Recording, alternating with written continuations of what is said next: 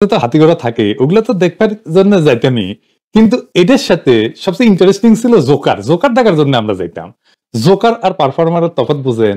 Joker কিন্তু সার্কাসের সব ক্যারিকাচার করবে পারে, কিন্তু শেষে যাইয়া এমন একটা ভজঘট বাঁধায় ফেলে যে সেটা হাস্যকর হয়ে যায়। বিএনপি নির্বাচন চায়, সংস্কার তার মতো করে চায়।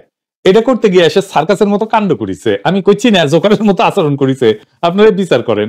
সিলেটে বিএনপির একটা সভা করেছেন ওনারা, সেটি মির্জা আব্বাস আবার কইছে সরকার নির্বাচন এড়ায় যাওয়ার ষড়যন্ত্র করিচ্ছে। আবার সেই পুরানো কাসুন্দি, আবার ঘুরে ফিরে নির্বাচন, ইলেকশন ফেব্রুয়ারিতে হবে, কথাবার্তা তো হয়ে গেছে, 1 মাস হয়েছে। আবার অমাবস্যার পূর্ণিমার বাতের ব্যথা যেভাবে সেগে ওঠে না, উনকে করে উনাদের নির্বাচনের ব্যথা সেগে ওঠে মাঝে মাঝে। ওই একই মিটিং এ মির্জা ফখরুল সাহেব ছিলেন। উনি আবার কইছেন নির্বাচিত সরকারের চেয়ে কোন সরকার শক্তিশালী হইতে পারে না। তো জিয়া রহমানের যে সরকার আছিল, জিয়া রহমান যখন ক্ষমতায় না, ওটা কি নির্বাচিত সরকার ছিল? ওটা শক্তিশালী সরকার ছিল না? কি কয় আর কি না কয় তার কোনো ঠিক ঠিকানা নাই। তো আচ্ছা, যাই হোক, কেমন শক্তিশালী সরকার তৈরি করবে বিএনপি, ওটাই তো ক্ষমতা তাসবি, তাই না? সবাই মনে করিচ্ছে, আমি মনে করি কিনা সেটা বড় কথা না, অনেকেই মনে করে আর কি। তো বিএনপি কেমন শক্তিশালী সরকার তৈরি করবি, এটার একটা স্যাম্পল দেখি। হ্যাঁ, আসেন দেখি বিএনপি কেমন শক্তিশালী দল। আসেন, এডিটর সাহেব দেখান। এই চুপ, একদম চুপ, প্লিজ। একটা কথা বলে আমি বের হয়ে যাবো এখান থেকে, প্লিজ প্লিজ, সবাই চুপ করে থাকেন। ধন্যবাদ। চুপ করেন প্লিজ। আপনারা বসেন না ভাই, আপনারা বসেন, এইভাবে ধরতে উঠতে আপনি নিজেরা বসেন। নির্বাচিত সরকারের চাইতে শক্তিশালী কোন সরকার হতে পারে না। বিএনপি মানুষকে যেন মানুষ ভালোবাসে, প্লিজ প্লিজ। বক্তা যদি শ্রোতার সঙ্গে আই কন্ট্যাক্ট করতে না পারে, তার বক্তৃতা হয় না। আমার কথা বুঝাতে পারছে? এখন দয়া করে একটু চুপ করেন। বিসমিল্লাহির রহমানির রহিম। সিলেট আমার পূর্ণভূমি। সিলেট যখনই আমি সুযোগ পাই, এই চুপ, একদম চুপ, প্লিজ। দেখেছেন, নিজের মিটিং এর কর্মীরা কথা শুনে না, বক্তৃতাই দিবার পারে না, আর শক্তিশালী সরকার বানাবি। শখ আছে ভালোই, অনেক সময় না কুজা লোকের না শীত হয়ে শখ হয়, বুঝছাও? তো ওনারা শীত হয়ে শুবার পারবে কিনা জানি না, ভবিষ্যৎ কইতে পারবে। যাই হোক, আর একটা ইস্যু নিয়ে কথা বলি, প্রফেসর ইউনূস সংস্কার কমিশন নিয়ে। আমি ইচ্ছা করে এগুলো নিয়ে কথা কই নাই, কারণ আগে দেখি তারা কি অশ্বডিম্ব প্রসব করে, তারপর কমু এটা ভাবিছিলাম, তো ডিম্ব তো প্রসব করা শেষ, তো এখন কওয়া যায়, তাই না? প্রফেসর ইউনূসের সরকার তো সংস্কার করার জন্য টাইম চায়। তো প্রফেসর ইউনূস স্যার জায়গাটা দায়িত্ব দিচ্ছেন সংস্কার করার জন্য, তারা কেমন রাষ্ট্র বুঝিয়েছেন এনা একটু দেখি, স্যাম্পল দেখমু একটা আজকে, এটা দেখমু আর কি, বেশি না, বেশি দিলে হাটফল করতে পারে। আসেন আল্লাহর নামে শুরু করি। তো প্রফেসর ইউনূস স্যার তো অনেক সংস্কার কমিশন করেছিলেন, আমরা চাই দেখলাম। আমি প্রথম দিকে অনেকগুলো ভিডিও করেছিলাম এই নিয়ে, যে আসলে সংস্কার কোন লক্ষ্যে পরিচালিত করতে হবে, কোথায় কোথায় কি সংস্কার করা যায়, এগুলো নিয়ে করেছিলাম। তো ওগুলো আবার কেউ দেখে না, তো ওই যে মানে সুশীল হইলে একটু বেশি লেখাপড়া শিখলে না, আমার ভিডিও আবার দেখে না, বুঝছাও? তো যাই হোক, ওদের তো দেখে নাই আর কি। অনেক বড় বড় রিপোর্ট দেখলাম জমা দিচ্ছে সবাই। তো এর পুরা কষ্ট কলে পানি পড়ে যাবে স্যার, আমি আগে কয়ে দিলাম। হ্যাঁ, কারণ কেন সংস্কার করে আমরা কি হাতি ঘোড়া করবো, কি অর্জন করতে চাই, এই ধারণাটা পরিষ্কার ছিল না কারো কাছে, যাদের দিয়ে করেছেন আর কি সংস্কার কমিশন। তো আমি এভাবে কথা বলতে চাই না, বললেই যে বলবেন যে বলছে, কইবে হ আপনি সব জানতা, যাই না বসে আছেন। আমি সব জানি না, সব জানতা খোদা তালা। তো কেউ কখনো নিজেকে সব জানতা বলে দাবি করে না, কিন্তু আমি যে কথাগুলো বলি সেগুলো তো খন্ডাইতে হবে, তাই না?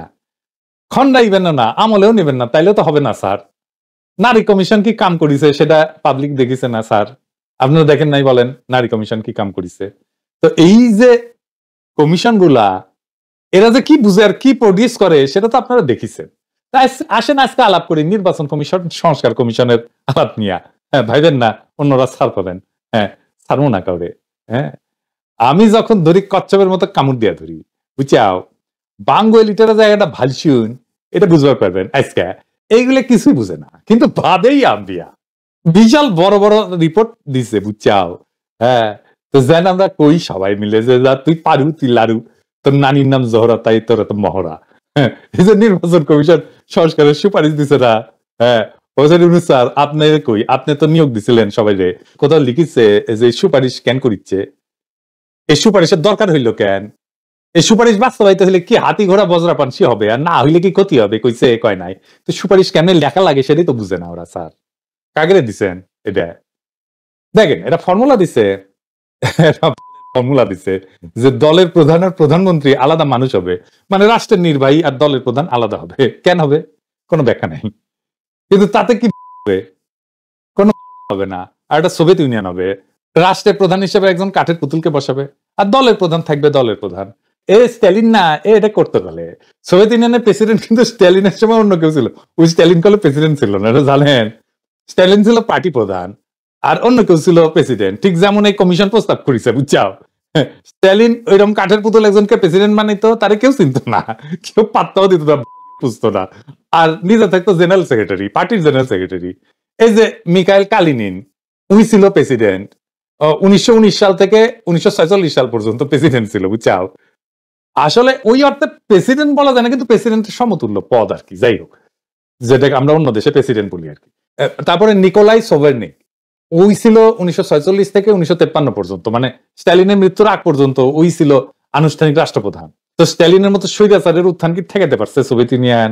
এটা কইরা এই সিস্টেমই তো ছিল, পার্টি প্রধান আর রাষ্ট্রপ্রধান আলাদা থাকবে, এটাই তো সিস্টেম ছিল। এই হইতেছে ওদের ইতিহাস, ওরা জানেও না ইতিহাসে কি হয়েছে, কোন দেশে কি হয়েছে। এরা নাকি ব্যালেন্স অফ পাওয়ার আনবি। হ্যাঁ, এটা আধুনিক রাষ্ট্র চলে তিনটা বড় খুঁটির উপরে বুঝছাও। এটা হচ্ছে এক্সিকিউটিভ, এক্সিকিউটিভ মানে যে ইংরেজি যেহেতু কইছে তাহলে ঠিকই কইছে না। এক্সিকিউটিভ মানে যে যারা দেশ চালায় মানে সরকার, লেজিসলেটিভ মানে যারা আইন বানায় মানে সংসদ, আর জুডিশিয়ারি মানে যারা বিচার করে মানে আদালত। তার মানে সরকার, সংসদ, আদালত, এই তিনটা আলাদা জিনিস। এই তিনজন যদি একে অপরের ভুল ধরতে না পারে তাহলে তারা চাইলে যা খুশি তাই করতে পারবে। আর এই জন্যই দরকার হয় সেকেন্ড ব্যালেন্স, মানে একে অন্যের উপরে নজরদারি করবে, এটাই হইতেছে সেকেন্ড ব্যালেন্স। সমস্যা কোথায়? সমস্যা হচ্ছে বাংলাদেশ সরকার, সংসদ এই দুইটা একই নির্বাচনে ঠিক হয়ে যায়, বুঝছো। যে দল নির্বাচনে যেতে সেই দল সরকার চালায়, সংসদে সে সরকার সংখ্যাগরিষ্ঠ হয়। ফলাফল হয় কি, সরকার যা খুশি তাই করতে পারে, যেমন বাজেট পাস, ট্যাক্স বসানো, আইন বানানো, কোনো বাধাই নেই। কারণ সংসদও তো তাদের নিজেদের লোক দিয়ে ভর্তি। তো তাইলে এটা কিসের সেকেন্ড ব্যালেন্স হইল? এটা তো হইলো আপনি নিজে বিচারক, নিজে অভিযুক্ত, নিজেই মুক্ত। আসেন এটা দেখি অন্যরা এটা কেমনে করে। আসেন আমি যেটি থাকি ফ্রান্সের, এই ফ্রান্সের একটা এক্সাম্পল দিই। ফ্রান্সের প্রেসিডেন্ট ছিল চার্লস দা গল। 1958 সালে নতুন সংবিধান করলেন। উনি বললেন রাষ্ট্রপতি আলাদাভাবে নির্বাচিত হবে, সংসদ সদস্য আলাদা নির্বাচিত হবে, দুইজনের ক্ষমতা আলাদা, হিসাবও আলাদা। ফলে একে অন্যকে সেকেন্ড ব্যালেন্স করতে পারে, কেউ কাউকে পুরোপুরি নিয়ন্ত্রণ করতে পারে না। ফ্রান্সের আগের সিস্টেম করলে আমাদের মতো ছিল বুঝছাও, তেমন কাম করতো না, ডিসফাংশনাল ছিল। এটা দল সবকিছু কন্ট্রোল করে ফেলতো আর দেশ অচল হয়ে যেত। চার্লস দা গল সেটা ভেঙে দিছিল। আমেরিকার এক্সাম্পল দেখেন, প্রেসিডেন্ট আলাদা নির্বাচিত হয়, সংসদের দুই কক্ষ, সিনেট আর হাউস, তাও আলাদা ভোটে। এমনকি প্রেসিডেন্টের মেয়াদের মাঝামাঝি সংসদের নির্বাচন হয় বুঝছাও। মানে প্রেসিডেন্ট আর সংসদ কেউ কারো চাকর না, একজন আর একজনকে নিয়ন্ত্রণ করে। আর বাংলাদেশের এক্সাম্পল দেখেন, একবার ভোট হইলে সংসদও হয়, সরকারও হয়, সরকারের ইচ্ছাতে সংসদ চলে। তাহলে সংসদ আর আলাদা কি? এটা তো তাহলে সরকার একটা জি হুজুর অফিস, তাই হয়েছে। তাই বাংলাদেশের সরকার যা চায় তাই হয়। যেই দেশে একটা ভোটে সরকার ঠিক হয়ে যায়, একটা ভোটে সব ঠিক হয়ে যায়, সেখানে কোনো বালসালের সেকেন্ড ব্যালেন্স হবে না। এগুলো বুয়া কথা, বুঝেই না কেমনে সেকেন্ড ব্যালেন্স করতে। এরা একটা আইডিয়া দিচ্ছে উচ্চ কক্ষ, এটা বিএনপিও করে চায়। বিএনপির 31 দফা স্পষ্ট লেখা আছে, উচ্চ কক্ষতে থাকবে এলিটেরা, মানে সাংবাদিক থাকবে, সাহিত্যিক থাকবে, ডাক্তার থাকবে, ইঞ্জিনিয়ার থাকবে, প্রফেসর থাকবে এরা। তো এটা ইংল্যান্ডে আছে, তারেক রহমান দেখিছে এটা ইংল্যান্ডে উনি থাকেন, তাই এটা আনাই লাগবি। দেখবেন আছে প্রস্তাবে ইংল্যান্ডের এনএইচএস এর মতো করে স্বাস্থ্য ব্যবস্থা করবি ওরা। তো দেখিছে এটা করাই লাগবি। হ্যাঁ বুঝছাও, টিনেজার পোলাপার আছে না, ওরা ডাক্তার দেখলে কয় এটা মুই হোম, ইঞ্জিনিয়ার দেখলে কয় এটাও মুই হোম, আর সিনেমার নায়ক দেখলে কয় এটা মুখ হবাই হবে। তা বিএনপি যেটা দেখিছে সেটা তাকে হবাই হবে বুঝছাও। আসেন আমরা দেখি উচ্চ কক্ষ কেমন, ভালসুনের মতো একটা পাতাল আইডিয়া দেখি আসে। এই আইডিয়া বাংলাদেশে সবার প্রথমে দেয় যশোরে সিরাজুল আলম খান। সিরাজুল আলম খান আমার আগের এপিসোডে দেখেছেন চিত্তরঞ্জন সুতার, রয় রেজেন, ওর শিষ্য ছিল। এরপরে জাসদ এটা পূর্ণ উদ্যমে প্রচার করতে থাকে। এরপর আরেক জাসদ ভারতীয় দালাল আসমরব বিভিন্ন টক শোতে তাদের এই আইডিয়া প্রচার করতে থাকে। আপনারা দেখেছেন 2011 থেকে 16 সালের মধ্যে ওই টিএসসি থেকে সাঙ্গারপুল যাওয়ার সময় রাস্তার পাশের দেয়ালে জাসদের এই উচ্চ কক্ষে বিশিষ্ট সংসদের দাবিতে গ্রাফিতি আকারে লেখা থাকতো। আর বিএনপি কিনা সেই ইন্ডিয়ান দালাল জাসদের প্রোগ্রামকে নিজেদের পলিটিক্যাল ম্যানিফেস্টোতে ঢুকাইলো। কেন ঢুকাইলো? কোনো ব্যাখ্যা নাই। এইসব হইতেছে কিয়ামতের আলামত, বুঝছাও। ভারতীয় মার্কামারা দালাল সিরাজুল আলম খানের কোন প্রস্তাবকে তো দেখা মাত্র ডাস্টবিনে ছুঁড়ে ফেলা উচিত অথবা টয়লেটে ফেলে ফ্ল্যাশ করে দেওয়া উচিত। এটা ঠিক। উচ্চ কক্ষ পৃথিবীর বিভিন্ন দেশে প্রচলিত আছে। আমেরিকায় আছে, গ্রেট ব্রিটেন আছে, রাশিয়ায় আছে, জার্মানিতে আছে, পাকিস্তানে আছে, আর ভারত মাথায় আছে। উচ্চ কক্ষ কেন প্রয়োজন এটা একটু বুঝে দেখি। আমার আগের এপিসোডে করলে আমি এটা ব্যাখ্যা করেছিলাম, তারপরে আরেকবার একটু বুঝে দেখি। এটা তখনই প্রয়োজন যখন রাষ্ট্রের আইনসভায় সরাসরি জনগণের ভোটে নির্বাচিত সদস্য ছাড়াও অন্য সদস্যদের প্রয়োজন হয়। কারা সেই অন্য সদস্য? America, Russia, Pakistan, Germany, Bharat মাতা সব দেশ হচ্ছে ফেডারেল সরকার ব্যবস্থা। অর্থাৎ দেশগুলা অনেকগুলো স্টেট, প্রভিন্স বা প্রদেশের সমষ্টি। ফেডারেল সরকার খালি যেসব পাওয়ার তাদেরকে দেওয়া আছে সেসব নিয়ে ডিল করে, যেমন প্রতিরক্ষা, পররাষ্ট্রনীতি ইত্যাদি। সেই সব দেশে সরাসরি জনগণের ভোটে নির্বাচিত সদস্য ছাড়াও রাষ্ট্রের স্টেক হোল্ডার হিসেবে প্রদেশগুলোকে ধরার কারণে স্টেটগুলাও তাদের প্রতিনিধি পাঠায় আইনসভায়।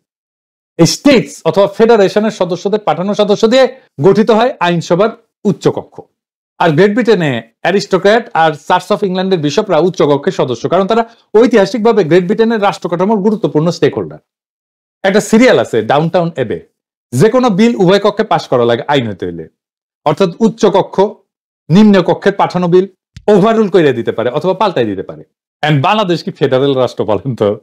এটা একটা ইউনিটারি রাষ্ট্র। এখানে ওই যেগুলো রাষ্ট্রের কথা বললাম ওই রাষ্ট্রগুলোর মতো বড় ডাইভার্স প্রদেশ বা স্টেট নাই, যাদের নিজস্ব আলাদা আলাদা এক্সিকিউটিভ আছে, আইনসভা আছে, জুডিশিয়ারি আছে, তা তো না। তাহলে বাংলাদেশের উচ্চ কক্ষের কি প্রয়োজন বলেন তো? কোনো প্রয়োজন নাই। হুদাই খালি খালি জনগণের টাকা এদের পাল্টে এদের খরচা করতে হবে, বেতন দিয়ে পাল্টে হবে না। যেসব দেশ ইউনিটারি রাষ্ট্র ব্যবস্থা, যেমন Sweden, Norway, Denmark, Finland, Israel, তুরস্ক, গ্রিস, শ্রীলঙ্কা, প্রত্যেকটা এক কক্ষ বিশিষ্ট আইনসভা। বাঙ্গুল্যান্ড বিশ্বে ইউনিক হবে যদি আইনসভায় উচ্চ কক্ষ বানায় এই ইউনিটারি রাষ্ট্র নিয়ে। খালি জাপানে একটা ইউনিটারি রাষ্ট্রের 2টা কক্ষ আছে, কারণ জাপান একটা কনস্টিটিউশনাল মনার্কি। কিন্তু সেখানে 1869 সালে জাপানের সম্রাট মেইজির নেতৃত্বে সামুরাইদের বিরুদ্ধে মেইজি বিপ্লব হওয়ার পরে জাপানের সম্রাট গ্রেট ব্রিটেনের মতন করে একটা অ্যারিস্টোক্রেসি তৈরি করে যারা উচ্চ কক্ষের সদস্য হইতো। এটা তাদের ইতিহাসের সাথে যুক্ত। এই ধারা চলে এসে আজকে জাপানে গ্রেট ব্রিটেনের মতো 2টা কক্ষ। বাঙ্গুল্যান্ডের তো কনস্টিটিউশনাল মনার্কি না, অ্যারিস্টোক্রেসিও না। তো তাইলে কেন উচ্চ কক্ষ? এটার তো ব্যাখ্যা নাই কোনো এদের কাছে। সুইডেন, ডেনমার্ক, নরওয়ে এই সমস্ত দেশ কনস্টিটিউশনাল মনার্কি হওয়া সত্ত্বেও খালি অ্যারিস্টোক্র্যাটদের দিয়ে কোনো উচ্চ কক্ষ বানায়, তাদের এম্পাওয়ার করেনি। তাহলে এখন বাংলাদেশের প্রস্তাবিত উচ্চ কক্ষের সদস্য কারা হবে আর তারা কাদের প্রতিনিধিত্ব করবে? জনগণের সরাসরি ভোটে নির্বাচিত সদস্যরা তো জনগণের প্রতিনিধি হিসেবে আইনসভার নিম্ন কক্ষে থাকতেছিনি। আমরা বাংলাদেশের বৃহত্তম রাজনৈতিক দল বিএনপির 31 দফা বিশ্লেষণ করে দেখি। এখানে 6 নম্বর দফায় বলা আছে উচ্চ কক্ষ বলতে তারা কি বুঝে আর তাদের সদস্যরা কাদের প্রতিনিধি। আসেন এটা একটু দেখি। বিএনপির 31 দফাতে স্পষ্ট লেখা আছে তারা উচ্চ কক্ষের সমাজের এলিট সুশীল শ্রেণীকে বসাবে, প্রফেসরকে বসাবে, শিক্ষাবিদকে বসাবে, বিজ্ঞানীকে বসাবে, সাংবাদিককে বসাবে, সমাজ বিজ্ঞানীকে বসাবে, ইত্যাদি ইত্যাদি ইত্যাদি ইত্যাদি। তারা বুঝাতে চাইছে যে আমরা আম জনতা হচ্ছে চাষা ভুষা, মাথায় কিছু নাই, আমরা কিছু বুঝি না। এইসব এলিট সুশীলরাই হচ্ছে রাষ্ট্রের বিবেক, তাদের মাথায় বুদ্ধি আছে, তাদের ধন বড়, তাদের নলেজ বড়। তারা যা বলবে, যা বুঝবে, আমাদের চাষা ভুষাদের সেটাই মেনে নিতে হবে। এইসব সুশীলরা আমাদের চাষাদের পাশ করা বিল ওভাররুল করে দেবে, নিজেদের ইচ্ছে মতো সুশীল প্রগতিশীল ধারা যোগ করে আইন বানাইতে পারবে। আমরা এখানে যাদের আমাদের প্রতিনিধি পাঠায় যে আইন বানাবো সেটাতে সুইরা ফেলে দিতে পারবে। এইটা দিয়ে আর বোঝানো হয়েছে আওয়ামী লীগ আমজনতার সরকার ছিল, কিন্তু আমজনতার সরকার থেকে ফ্যাসিস্ট হয়ে গেছে। এর উপরে যদি আওয়ামী সুশীল থাকতো তাহলে ওদেরকে লাইনে আনবার পারতো। কিন্তু আওয়ামী ফ্যাসিবাদকে প্রতিষ্ঠা করছে আওয়ামী সুশীলরাই প্রতিষ্ঠা করছে। আওয়ামী লীগের নর্মাল কর্মী সমর্থক যতটা উগ্র, আওয়ামী লীগ সুশীলরা তার চেয়ে শতগুণে উগ্র। মতি মাহফুজ, জাফর ইকবাল, শাহরিয়ার কবির, সুলতানা কামাল, মুনতাসির মামুন, অমি পিয়াল, নিঝুম মজুমদার, মুন্নি শাহ, সন্তোষ শর্মা, যত নাম আছে সব কয়টা ভয়ঙ্কর লেভেলের উগ্র চেতনাজীবী। আর এই সমস্ত আওয়ামী সুশীলেরা না থাকলে আওয়ামী লীগ কখনোই এত উগ্রতার দিকে যাইতো না। এরাই আওয়ামী ফাঁসিবাদের বয়ান তৈরি করেছে এবং এর ভিত্তি তৈরি করেছে। বিএনপি এখন মনে করে যে তাদের সুশীলরা আওয়ামী সুশীলদের চাইতে ভালো হবে, অথবা যেসব সুশীল এখন আওয়ামী লীগ থেকে বিএনপিতে যোগ দেবে তারা আমাদের চাষা ফুসাদের চেয়ে সুপিরিয়র ইন্টেলেকচুয়াল ক্যাপাসিটির অধিকারী হবে। দেখিচ্ছি তো বিএনপির ইন্টেলেকচুয়াল ক্যাপাসিটি দেখিচ্ছি আমরা, বুঝছাও? এক এক করে ধৈর্য দেখাই দিব যে কে কি মাল, বুঝছাও? আমরা আম জনতা এটা কখনো মেনে নেব না, কখনো আপনারা মানবেন না, উচ্চ কক্ষ মানবেন না, সুশীলদের সুতিয়াগিরি মানবেন না, ওদেরকে দিয়ে উচ্চ কক্ষ বানাইতে দিবেন না। বর্ষা বিপ্লব শুধু হাসিনার পতনের ডাক ছিল না, ছিল রাষ্ট্রের এই বেহায়া কাঠামো ভাঙার শপথ, ছিল এই সুশীল এলিটদের সুতিয়াপনা ধ্বংস করে দেওয়ার শপথ। আর এখন বিএনপি সেই ভাঙা কাঠামোর নতুন রং তুলি দিয়া উচ্চ কক্ষ বানাবে, সুশীল এলিট বসাবে, প্রফেসর সাংবাদিক টকশো রত্নরা আইন বানাবে, মানে আম জনতার ভোটে আসা প্রতিনিধি থাকবেন নিচে, জ্ঞানের জাহাজেরা থাকবে উপরে। এটাই নাকি গণতন্ত্র। হ্যাঁ, দলের প্রধানের রাষ্ট্রপ্রধান আলাদা করে তো তারেক রহমান আসুক আর যেই আসুক, আমরা কি তৈরি করবো আর একটা গরিবের স্টালিন? নিজে থাকবে দলে আর সরকারের মাথায় বসাবে একখান কাঠের পুতুল। ইতিহাস তো এই সার্কাস আগেই দেখিছে, আরেকবার দেখবে, আরেকবার আমরা এটা দেখবো না। আমরা সুশীলের রাজত্ব চাই না, আমরা এলিটদের রাজত্ব চাই না, আমরা চিনি এদের মুখ, এদের মিথ্যা। আমরা চাই জনগণের শাসন, উচ্চ কক্ষ না, উচ্চ জবাবদিহিতা চাই আমরা সরকারের কাছে। গণতন্ত্রের সার্কাস চলে না, এবার কেউ ছাড় পাবে না। এই বিপ্লব এলিটদের বিরুদ্ধে, এই বিপ্লব রাষ্ট্রের মালিকানা ফেরানোর জন্য, কাগজের সংস্কার না, ভাল শুনের প্রস্তাব না। আমরা চাই জনগণের রাষ্ট্র, সে যেন বুঝে আমি প্রজা না, আমি দাস না, আমি রাষ্ট্রের মালিক। সেই শক্তি, যেই সংস্কার জনগণকে দিতে পারবে সেটাই আসল সংস্কার। আজ সেই সংস্কার করার সুযোগ ছিল, হেলায় হারাইলাম। তবে আজ না পারি, এক সময় না এক সময় আমরা সেটা অবশ্যই করব। সেই দিন হবে জনগণের প্রকৃত মুক্তি, প্রকৃত বিজয়। সেই লড়াইয়ের পথ থেকে কখনো সইরেন না। আমরা সেই বিজয় আবার ছিনায় আনবো, একদিন না হয় একদিন, ইনশাল্লাহ।